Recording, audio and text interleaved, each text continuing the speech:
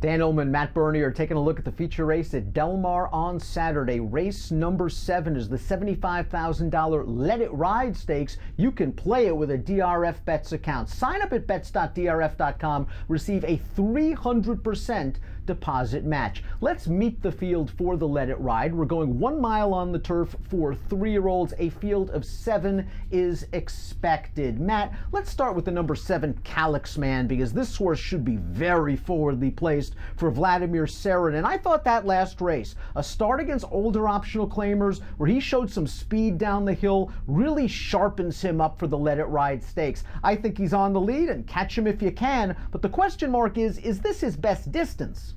Well, to be honest with you, I don't know what his best game actually is. He wants to be forwardly placed. There's no question about that. The blinkers go on. You have to assume that Giovanni Franco, there's one option. You just send him out of the gate and you try to wire this field.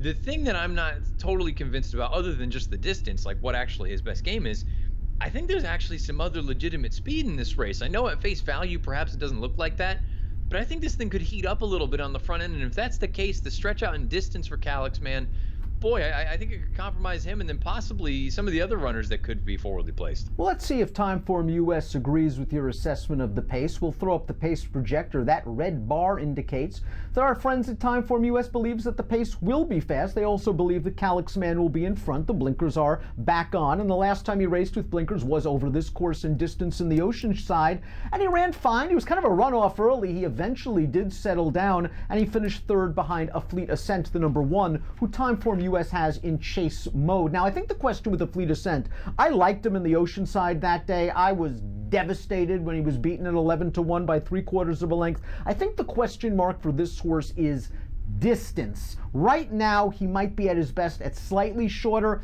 I'm not saying a mile is impossible for him. I like the way he finished off that downhill turf sprint last time. Yeah, I agree with you. I think that is certainly a question for anyone looking at this horse, saying, you know what, realistically, his best runs have come going shorter, and you look at those couple times that he's gotten out to this distance, he's just getting a little bit short at the end. To me, the Oceanside, though, that's at least the race, and I realize he got within ahead, and then he just kind of lost a little bit of ground at the very end.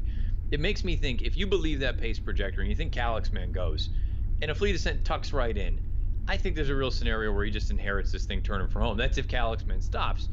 My kind of crazy thought is that there is even more speed drawn to the outside, and that if they go with Calyx Man and A Fleet Ascent sits in just behind, then you might work out the ideal trip, and then perhaps maybe this mile distance again isn't much of a problem for him. And that was a pretty decent group of older runners he beat last time. Brando, the bartender, the 3rd place finisher, came back to win the California Flag Handicap with a 93 Beyer speed figure. One of the other speeds, perhaps, is the 5, Extraordinary Jerry, who was 3rd last time. That was a weird race, Matt.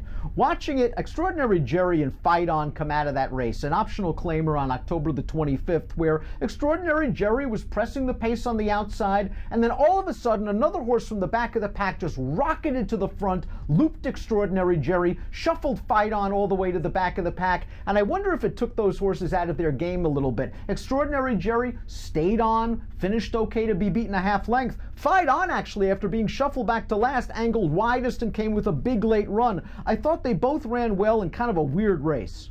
And I think really you need to make a call on that race when you handicap this race. What do you think of it? Were you impressed with the effort, or do you look at it and say the fact that they got as close as they did, to me, makes me think that that field was suspect, and now they're going to be facing better horses. Extraordinary Jerry, I know he was moved up to 2nd place in that most recent start. The only victory to date is in gate-to-wire fashion, and it came setting slow fractions in a $100,000 maiden claiming event.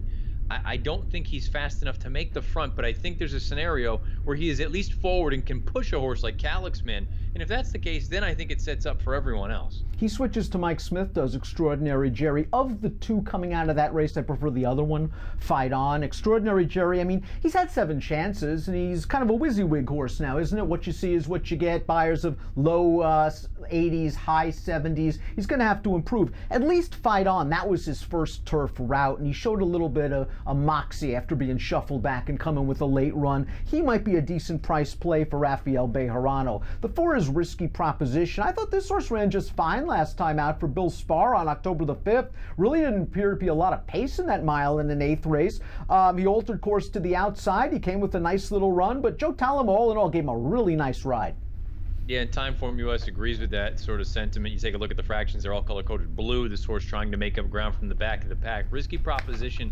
This is going to be the sort of the acid test. Does he really fit in with these? And I recognize this might not be a stellar group of 3-year-olds, but at the same time, this is still going to be the toughest test, I think, of this horse's career. He would really appreciate them throwing it down early so he would have something to run at late. I also am not totally convinced that this distance is ideal for him. I think he might want a little bit more ground when it's all said and done, but it doesn't mean he's incapable of winning here. Number 3, Choo Choo, reunited with Flavien Prat. He was aboard for this horse's maiden win at Del Mar back in November of 2017.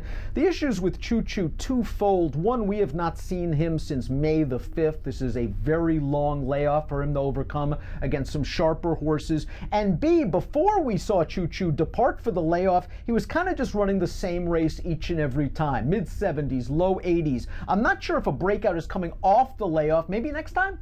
I suppose it's possible, and I do wonder maybe additional ground will help this horse. At the same time, I've just never been sold on him. I think he's okay, and just okay. I don't think he's any sort of real world beater. If you think he's going to take a little bit of money in here, I'd be against him. If you think all of a sudden, though, that perhaps you get somewhere in the 8-10 to 1 range on him coming off that long layoff, you get Pratt for Hollendorfer, I suppose you could do worse, but I personally am not totally convinced that he's really of this caliber. Let's take a look at our top picks for the Let It Ride Stakes at Del Mar on Saturday. I'm interested in your thoughts on Prince Earl. He's a perfect 2 for 2. His figs kind of stand out, 87.93. I like the way he overcame a lot of things in his last race at Del Mar at this distance. It was his first start against winners, his first start against open company, his first start stretching out, and his first start off a little bit of a layoff. He got a beautiful trip under Martin Garcia that day. Listen, he saved ground, he came outside, he got it done.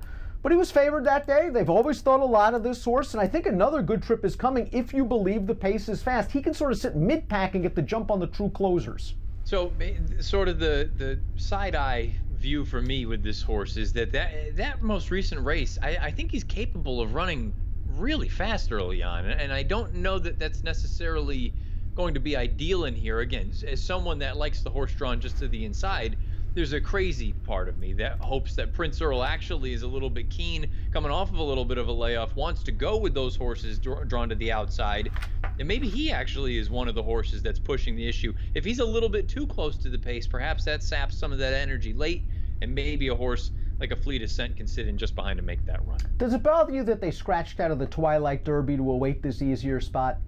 No, not particularly, because I think also you got to keep in mind with that Twilight Derby, the distance could also be a little bit of a factor at 1 1/8 miles as opposed to this flat mile. And again, given where we are with a horse like this, I feel like this is probably the right sort of spot at this point in this one's career. Well, you've got the lone 3-time winner in the field, the one of Fleet Ascent. Could work out a really nice trip under Kent DeZormo. Give me numbers. 127. You're going to go 127. I'm going 2741 in the $75,000 Let It Ride Stakes, the feature at Del Mar on Saturday. Bet it with a DRF Bets account and the 300% deposit match that goes along with it. Find out more at bets.drf.com. An approximate post time for the Let It Ride, race number 7 at Del Mar on Saturday, 3:30 Pacific. Best of luck.